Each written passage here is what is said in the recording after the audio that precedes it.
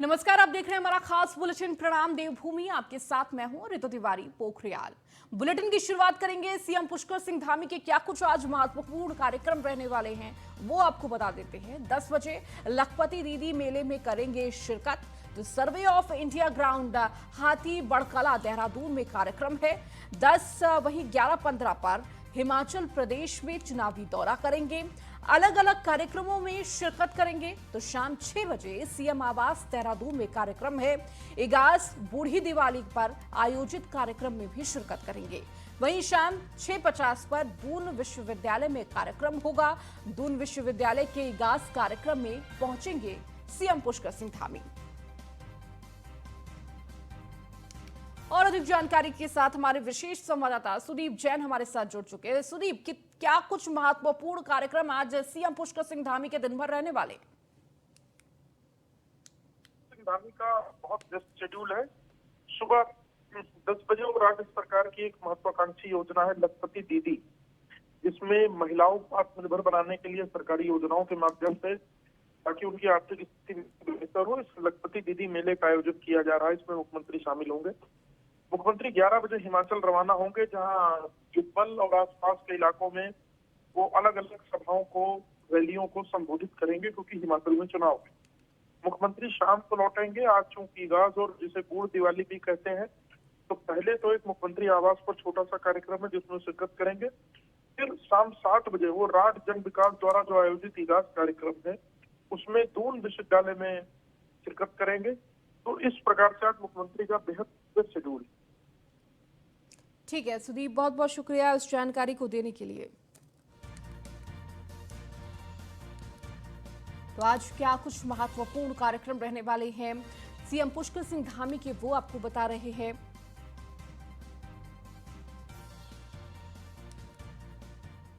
देहरादून सचिवालय में मुख्यमंत्री पुष्कर सिंह धामी ने स्मार्ट सिटी की समीक्षा बैठक की और इस दौरान मुख्यमंत्री पुष्कर सिंह धामी ने कहा कि स्मार्ट सिटी एक महत्वपूर्ण प्रोजेक्ट है जिस पर कार्य किया जा रहा है। सीएम ने कहा कि स्मार्ट सिटी के कार्यों को लेकर कई बार स्थानीय लोगों की भी शिकायत रही है, जिस पर आज उन्होंने खुद संज्ञान लिया है। बैठक के माध्यम से निर्माण कार्यों की समीक्षा की गई। साथ ही सीएम ने कहा कि जो कार्य प्रस्तावित हैं उनको जल्द पूरा करने के लिए अधिकारियों को निर्देशित भी किया गया। बैठक में यह भी तय किया गया कि देहरादून को और भी सुविधाओं से लैस करने के लिए क्या कुछ किया जा सकता है, इस पर भी मंथन करने की आवश्यकता है। स्मार्ट सिटी हमारा बहुत महत्वपूर्ण प्रोजेक्ट है और पिछले कुछ समय से लगातार ये बात उठती रही है कि तमाम जो काम समय पर होने चाहिए थे नहीं हुए, इसलिए आज मैंने स्वयं इसकी बैठक ली है और सभी हमारे यहाँ के जनप्रतिनिधि भी थे, विधायकगण भी थे, सारे अधिकारी भी थे। हम लोगों ने एक प्लान बनाया कि तय समय सीमा पर गुणवत्तापूर्वक काम हो और सभी काम जो प्रस्तावित हैं उन कामों को ठीक प्रकार से करना है और भविष्य में एक बड़ा मंथन और करेंगे कि देहरादून शहर को और हम कैसे और अच्छा बना सकते हैं, कौन से नए प्लान कर सकते हैं, कौन सा मास्टर प्लान बना सकते हैं और स्मार्ट सिटी में हम क्या जोड़ सकते हैं। उत्तराखंड में होने वाले सभी भर्तियों के लिए राज्य सरकार पारदर्शी तरीके से परीक्षा कराने के लिए तैयार है। इसी की कड़ी में अब नकल विरोधी कानून राज्य सरकार बना रही है, जो आगामी विधानसभा सत्र में पास कराया जा सकता है।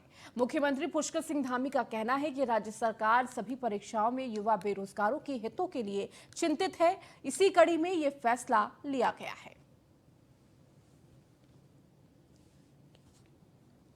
नकल अध्यादेश चूँकि बहुत ज़रूरी है, यहाँ पर आने वाले समय में कोई भी किसी प्रकार का भी जो है बड़ा जो हेरफेर होता है, बड़ा अपराध होता है, वो न कर पाए और भविष्य में इस पूरी तरह से इस पर रोक लगे, कभी आगे चलकर पुनरावृत्ति न हो, इसलिए हम लोग इस दिशा में बढ़ रहे हैं। नकल वहीं मुख्यमंत्री श्री पुष्कर सिंह धामी को कन्नौज निवासी 102 साल की स्वतंत्रता संग्राम सेनानी राम प्यारी ने पत्र भेजकर 13 अक्टूबर को आईएसबीटी देहरादून में उनका आत्मीय सम्मान करने के लिए आभार व्यक्त किया।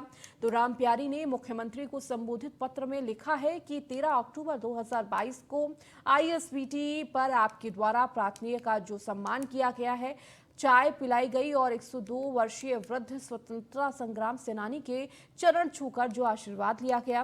प्रार्थनीय उस क्षणों को ताउम्र याद रखकर अपने उज्जवल भविष्य के लिए प्रार्थना परम पिता परमात्मा से करती है। इससे समाज में बुजुर्गों को सम्मान की भी प्रेरणा मिलेगी।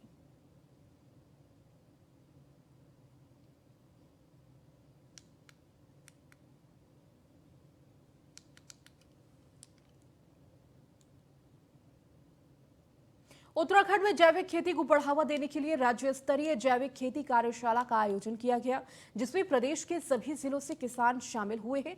इस कार्यशाला का मकसद प्रदेश में रासायनिक खेती के बजाय प्राकृतिक खेती को बड़े स्तर पर बढ़ावा दिया जा सके। कार्यक्रम में मुख्य रूप से गुजरात के राज्यपाल आचार्य देवव्रत को बुलाया गया था। आपको बता दें कि आचार्य देवव्रत ने प्राकृतिक खेती के क्षेत्र में बड़े स्तर पर रिसर्च की है। आचार्य देवव्रत के उत्तराखंड के किसानों से प्राकृतिक खेती को ज्यादा से ज्यादा करने का आह्वान भी किया। उन्होंने कहा कि हिमाचल प्रदेश में बड़े स्तर पर प्राकृतिक खेती की जा रही है और उसी तर्ज पर उत्तराखंड में भी इस खेती को बढ़ावा मिलना चाहिए। उन्होंने ये भी आश्वासन दिया कि गुजरात से कुछ एक्सपर्ट उत्तराखंड भेजे जाएंगे जो प्राकृतिक खेती के क्षेत्र में यहां किसानों को ट्रेनिंग देंगे। मुख्यमंत्री पुष्कर सिंह धामी ने भी कहा कि उत्तराखंड में प्राकृतिक खेती के अपार संभावनाएं हैं और हमें निरोग रहना है तो प्राकृतिक खेती को अपनाना होगा और उन्हें इसके लिए 10 करोड़ की घोषणा की है। साथ ही उत्तराखंड में प्राकृतिक खेती आयोग के गठन की भी बात कही है।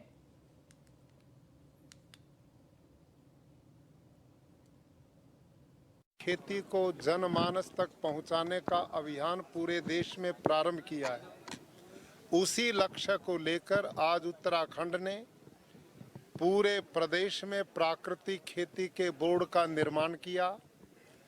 जो नमामि गंगे योजना है उसको फलीभूत करने के लिए आगे बढ़े और निश्चित रूप से जैसे हिमाचल प्रदेश में 2 लाख किसान प्राकृतिक खेती कर रहे हैं, क्योंकि उत्तराखंड का पर्यावरण वातावरण बिल्कुल उससे मेल खाता है, तो माननीय मुख्यमंत्री जी के नेतृत्व में हम पूरे देश में जो प्राकृतिक खेती का अभियान चल रहा है वहाँ से ट्रेनर उत्तराखंड के लिए भेजेंगे, जो गांव-गांव में जाकर किसानों के संगठनों को प्राकृतिक कृषि की ट्रेनिंग देंगे और निश्चित रूप से मिशन आगे बढ़ेगा। खेती यशस्वी प्रधानमंत्री मोदी जी के नेतृत्व और मार्गदर्शन में गुजरात के महामहिम राज्यपाल आचार्य देवव्रत जी पूरे देश के अंदर प्राकृतिक कृषि को बढ़ाने के लिए लगातार काम कर रहे हैं और आज यहाँ पर भी उन्होंने कार्यशाला में अपना उद्बोधन हमारे किसानों को दिया है और हमने तय किया है कि उत्तराखंड के अंदर हम प्राकृतिक कृषि को बढ़ाने के लिए हर संभव काम करेंगे। उसके तहत जहाँ हम प्राकृतिक कृषि बोर्ड का गठन करेंगे, हमने 10 करोड़ रुपए की धनराशि का प्रावधान किया है। इसके साथ साथ नमामि गंगे कॉरिडोर भी बनाएंगे और किसानों को प्रशिक्षित करने के लिए निकट भविष्य में हम पंतनगर कृषि विश्वविद्यालय में आगे ऐसे कार्यक्रम आयोजित करेंगे, कार्यशालाएं आयोजित करेंगे, सीधे सीधे किसानों को जोड़ेंगे और उनके प्रोत्साहन के लिए और उनको प्राकृतिक कृषि के प्रति लगातार जोड़ने के लिए जो भी हमारे प्रयास होंगे वो हम करते रहेंगे। अपनी बेटी को न्याय दिलाने को लेकर अंकिता भंडारी के माता-पिता गुरुवार को नैनीताल हाईकोर्ट पहुंचे, जहां उन्होंने मामले की सीबीआई जांच और दोषियों को फांसी की सजा दिलाए जाने के लेकर प्रार्थना पत्र दिया है। मामले में नैनीताल हाईकोर्ट में एसआईटी से पूछा कि रिसोर्ट पर बुलडोजर चलाया गया तो वहां से क्या-क्या सबूत जुटाए गए। कोर्ट ने 11 नवंबर तक घटनास्थल से जुटाए सबूतों की रिपोर्ट पेश करने के आदेश दिए हैं।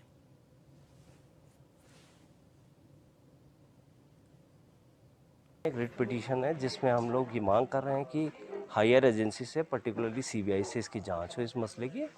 तो इसमें आज की डेट नियत थी हियरिंग के लिए और प्रोसिक्यूशन को इसमें स्टेटस रिपोर्ट फाइल करनी थी, जो उन्होंने फाइल नहीं की अभी तक।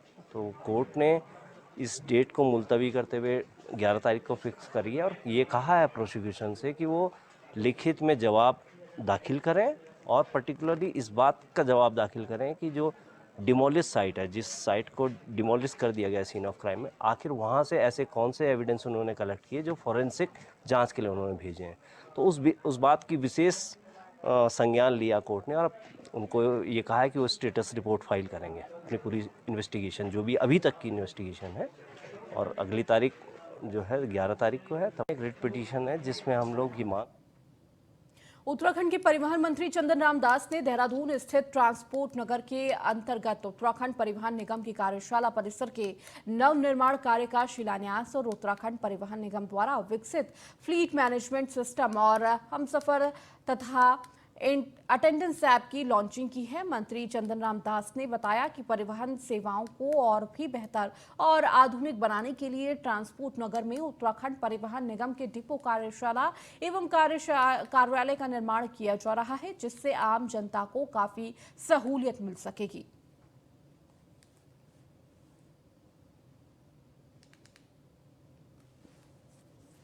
आज ट्रांसपोर्ट नगर के डिपो, मंडली, वर्कशॉप और कार्यालय का शिलान्यास कार्यक्रम है, जो लगभग 25 करोड़ 77 लाख की योजना है। इसका आज हम विधिवत शुभारंभ कर रहे हैं। मैं अपने विभाग को इसके लिए बहुत बहुत बधाई देता हूँ, शुभकामनाएं देता हूँ। एक बहुत बड़ा हमारा प्रोजेक्ट है और मैं चाहता हूँ कि ये जो ट्रांसपोर्ट नगर का डिपो है, मंडली कार्यशाला है और कार्यालय है, तीनों यहाँ भव्य बने, आधुनिक बने, कॉमर्शियल बने और यहाँ हम सीएनजी का स्टेशन और एक इलेक्ट्रिकल चार्जिंग सहित कई उपकरण भी हम लगाने जा रहे हैं। इसका बहुत सुंदर नक्शा बना हुआ। वहीं उत्तराखंड पुलिस महकमे में भारी फेरबदल। एसटीएफ एसएसपी अजय सिंह का तबादला। अजय सिंह को बनाया गया एसएसपी हरिद्वार, तो परमेंद्र ढोभाल को प्रभारी एसपी चमोली बनाया गया है। हिमांशु वर्मा को पुलिस अधीक्षक बागेश्वर बनाया गया, तो अमित श्रीवास्तव को बागेश्वर से पुलिस मुख्यालय ट्रांसफर। विशाखा मदाड़े को रुद्रप्रयाग का कप्तान बनाया गया। आयुष अग्रवाल रुद्रप्रयाग से एसएसपी तो एसटीएफ बनाए गए। एसएसपी हरिद्वार योगेंद्र सिंह रावत डीआईजी मुख्यालय बनाए गए हैं।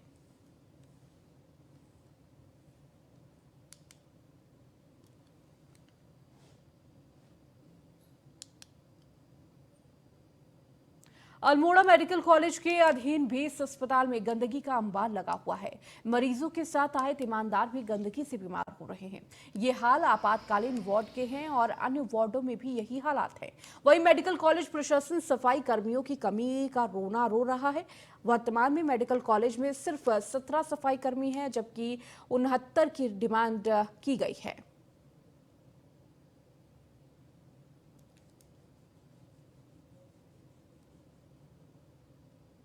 सबसे ज़्यादा शिकायत है मेरे को सफाई कर्मचारियों से, क्योंकि यहाँ पर सफाई कर्मचारी जो भी हैं वो कोई भी टाइम से आते ही नहीं है। दूसरा, यहाँ पे बेडशीट वगैरह वगैरह ये चीज़ चेंज नहीं होती है। और दूसरा, यहाँ पर एक वो सुविधा नहीं है लॉन्ड्री की, जो कि बेडशीट धुलने वगैरह की। टॉयलेट देख ली, सारी टॉयलेट टूटी हुई हैं। जेंट्स टॉयलेट तो पूरी टूटी हुई है।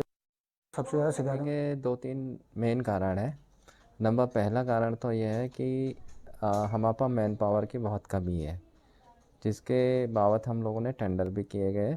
लगभग 90 स्टाफ नर्सेज की कमी है हमारे पास, और पूरे बेस अस्पताल में केवल 17 स्वीपरों से हम काम चलाए, जिसका 69 की हमने अभी डिमांड कर रखी है। और जो मेन, जैसा कि आपको विदित है, अल्मोड़ा शहर में पानी की कमी है और बेस में तो बहुत ज़्यादा ही कमी है। पिछले 10 दिन तो बिल्कुल। सितारगंज में करीब 1.5 किलो चरस के साथ एक तस्कर की पुलिस के हत्थे चढ़ा है। आरोपी उत्तर प्रदेश के पीलीभीत से चरस की खेप लाता था, जिसे वो अपनी दुकान से लोगों को बेचा करता था। बरामद चरस की कीमत 2 लाख रुपए आंकी गई है। एसपी सिटी मनोज कल्याण के मुताबिक सितारगंज थाना पुलिस ग्राम बरुआबाग को जाने वाले स्टोन क्रशर तिराहे के पास चेकिंग अभियान चल रही थी। तभी वहां पर एक संदिग्ध युवक नजर आया। शक होने पर उसकी तलाशी ली गई। तलाशी लेने पर आरोपी के पास से 1.5 किलो चरस बरामद हुआ।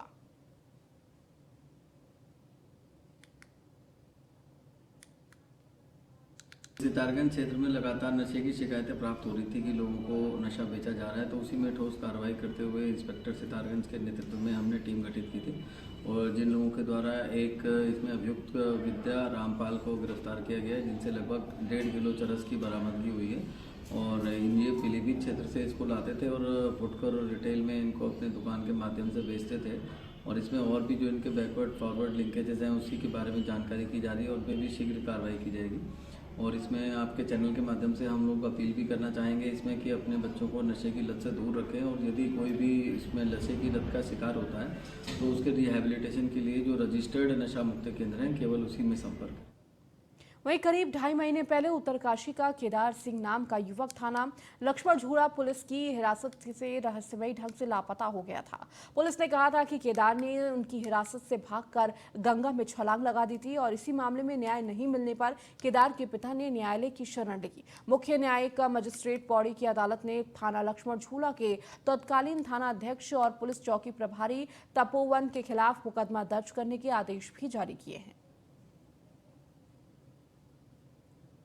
केदार वाला जो प्रकरण था उसमें 22 तारीख को उनका लक्ष्मण सिंह भंडारी हैं उत्तरकाशी के, उनका बेटा का लक्ष्मण झूला पुलिस की कस्टडी से मिसिंग हो गया था और उस पर उन्होंने 156(3) की एप्लीकेशन विवेचना और प्रथम सूचना रिपोर्ट दर्ज करने के लिए माननीय न्यायालय CJM के कोर्ट में प्रस्तुत किया था।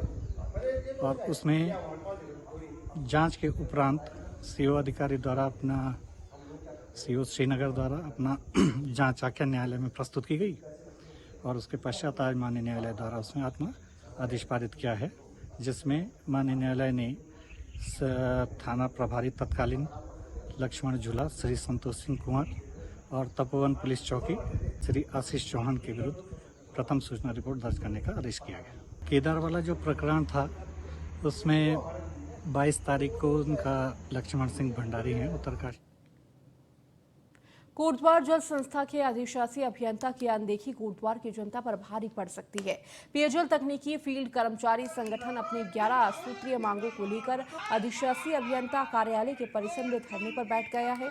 संगठन ने विभाग को चेतावनी दी है कि जब तक उनकी 11 सूत्रीय मांगों पर सकारात्मक कार्रवाई नहीं होती है तब तक उनका यह आंदोलन जारी रहेगा। जल संस्थान के रिटायर कर्मचारी भी आंदोलित संगठन को समर्थन दे रहे हैं। रिटायर कर्मचारी के जल संस्था के अधिशासी अभियंता पर घूसखोरी का आरोप लगाते हुए कहा कि अधिशासी अभियंता प्लम्बरों के माध्यम से जनता की जेबों पर डाका डालते हुए कनेक्शन देने के नाम पर भारी भरकम धन उगाही कर रहे हैं।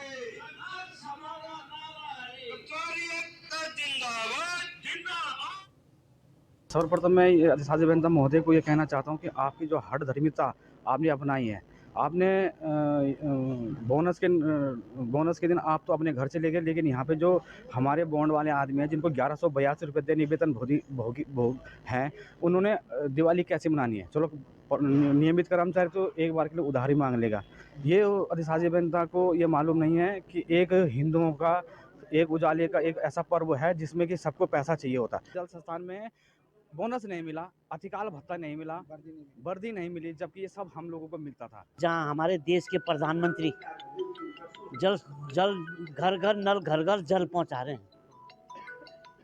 वहाँ हमारे कोटद्वार में गरीब जनता का शोषण इस प्रकार हो रहा है। प्लम्बर के माध्यम से 500 रुपये जी, 500 रुपये, 700 रुपये, यही 500 रुपये अधिशासी अभियंता प्रत्येक कनेक्शन में पैसे ले रहे हैं और रसीद दे रहे हैं कंज्यूमर को 7,000 की, और प्लम्बर ले रहा है हमसे 12,000 रुपये कनेक्शन का, जो कि बहुत बड़ा दुर्भाग्य है कि इस प्रकार हम जनता का शोषण हो रहा है। अधिकतर मांगे जो शाखा स्तर की है इनकी, जो इनके जुरिडिक्शन में आती है अधिशासी अभियंता की, लेकिन इनकी हठधर्मिता ये है कि बोनस का पेमेंट हमने, मैं महामंत्री हूँ, प्रांतीय महामंत्री, बोनस का पेमेंट हमने दिवाली से पहले करा दिया था सब जगह। यहाँ भी हमने मेल करा दिया था, लेकिन इन्होंने जानबूझ के दिवाली से अगले दिन भी 4 बजे बैंक को भेजा। अब कोई तो निकाल सके, किसी ATM ना हो तो कैसे निकाल लेगा। जो दिवाली बोनस का इशू था इनका, वो कुछ इनको कंफ्यूजन है। दीपावली बोनस के लिए आदेश 21 तारीख को हुए थे और 21 तारीख को इसका भुगतान बैंक को कर दिया गया था। 22 तारीख को सैटरडे था, उस दिन बैंक का अपना अवकाश था। 23 को संडे था, 24 को दीपावली अवकाश था। 25 तारीख की सुबह बैंक से सभी के खाते में पैसा चला गया था, तो वो एक इनको भ्रम की स्थिति रही है। और दूसरा, ओवर टाइम और वर्दी के लिए इनकी अपनी डिमांड थी, तो उसका भुगतान किया जा रहा है, उसकी कार्रवाई चल रही है। आज इसका भुगतान हो जाएगा, उसकी उच्च स्तर से स्वीकृति ले ली गई है। धनराशि न होने के कारण भुगतान नहीं हो पाया था। का भुगतान आज कर रहे हैं हम लोग, और बाकी कुछ कर्मचारी की अपनी निजी समस्याएं, किसी का कोई सेवानिवृत्ति के प्रकरण है, कुछ तरह के उनको सुलझा लिया है। वहीं उत्तराखंड आपदा प्रबंधन और सिंचाई अनुसंधान संस्था रुड़की के बीच एक MOU साइन हुआ है, जिसमें IRI रुड़की उत्तराखंड आपदा प्रबंधन के लिए प्रदेश की सभी बड़ी नदियों में रियल टाइम मॉनिटरिंग के लिए ऑटोमेटिक सिस्टम लगाएगा। सचिवालय में उत्तराखंड आपदा प्रबंधन विभाग और सिंचाई अनुसंधान संस्था रुड़की की केंद्र सरकार द्वारा चलाई जा रही है नेशनल हाइड्रोलॉजी प्रोजेक्ट के तहत एक महत्वपूर्ण बैठक की गई है। बैठक के बाद उत्तराखंड आपदा प्रबंधन और सिंचाई अनुसंधान संस्था रुड़की के बीच जल संसाधन संबंधी आंकड़े साझा करने के लिए एक MOU साइन किया गया है। सचिव आपदा प्रबंधन रंजीत सिन्हा ने कहा कि केंद्र के हाइड्रोलॉजी प्रोजेक्ट के तहत नदियों में AWLR सेंसर्स लगाए जा रहे हैं, जो नदियों के जलस्तर को मॉनिटरिंग करेंगे। नदियों में लगाया जा रहा है इन सभी सेंसर्स को एक सिस्टम के तहत सीधा आपदा कंट्रोल रूम में इंटीग्रेट किया जा रहा है। नदियों में इंटीग्रेट सिस्टम को लगाने से ये होगा कि जलस्तर का रियल टाइम डाटा आपदा प्रबंधन विभाग को मिल पाएगा, जिससे प्रदेश में आपदा के समय नदियों के जलस्तर प्रबंधन और अलर्ट जारी करने की मदद मिलेगी। देखिए, हाइड्रोलॉजी प्रोजेक्ट चल रहा है, गवर्नमेंट ऑफ इंडिया फंडेड है। इसमें नदियों में AWLR लग रहे हैं, जो वाटर लेवल डिस्चार्ज है और उसके जो वॉल्यूम है उसको मेजर करते हैं, लेवल है। वो AWLR जितने सेंसर हैं सबको कनेक्ट किया जा रहा है और सबका एक इंटीग्रेशन हमारे कंट्रोल रूम से हो रहा है। और इसका फ़ायदा ये होगा कि वाटर लेवल का जो हमारे लेवल है नदियों के, उसका हमें रियल टाइम डेटा हमें मिल पाएगा और उसके कारण हमें आपदा प्रबंधन में, उसके मैनेजमेंट में हमें अलर्ट जारी करने में आसानी होगी। सब जगह मैनुअल सेंसर को हटा के ऑटोमेटेड सेंसर कर रहे हैं और सबको इंटीग्रेट कर रहे हैं। हाइड्रोलॉजी प्रोजेक्ट के अंदर जितने भी सेंसर लग रहे हैं सबको हम इंटीग्रेट करके एक प्लेटफॉर्म पर लेके आ रहे हैं। सारे डैम जहाँ जहाँ भी हैं वहाँ पर भी सेंसर लगाए जा रहे हैं और सबको इससे फिर हम अलग से इस लिंक कर देंगे। फ़ायदा ये हुआ कि एक नेटवर्क रहेगा हमारे सेंसर्स का, कहीं पर भी वाटर लेवल बढ़ता है या फिर डैम में वाटर लेवल बढ़ता है तो उसका रियल टाइम डेटा हमें मिल सकती है। इससे हमें आपदा प्रबंधन में काफ़ी सहूलियत हुई। वहीं रुड़की के गुलामनगर मोहल्ले में एक ड्राइंग इंस्ट्रूमेंट के कारखाने में अचानक आग लग गई। सूचना पाकर पहुंची दमकल विभाग की टीम ने कई घंटों पर भारी मशक्कत के बाद बमुश्किल आग पर काबू पाया। आग लगने के कारखानों के पास बने मकान में भी दरारें आ गई है। बताया गया है कि इस हादसे में एक व्यक्ति की मौत हो गई है। शव को पोस्टमार्टम के लिए रुड़की सिविल अस्पताल भी भेज दिया गया है। अभी नुकसान का आकलन किया जा रहा है। तो रुड़की में ये ड्राइंग इंस्ट्रूमेंट बनाने वाले कारखाने में भीषण आग लग गई। बामुश्किल इस आग पर काबू पाया गया। आग लगने से एक शख्स की मौत भी हो गई है। तो वहीं आग लगने की वजह से आसपास बने मकानों में भी दरारें आ गई हैं।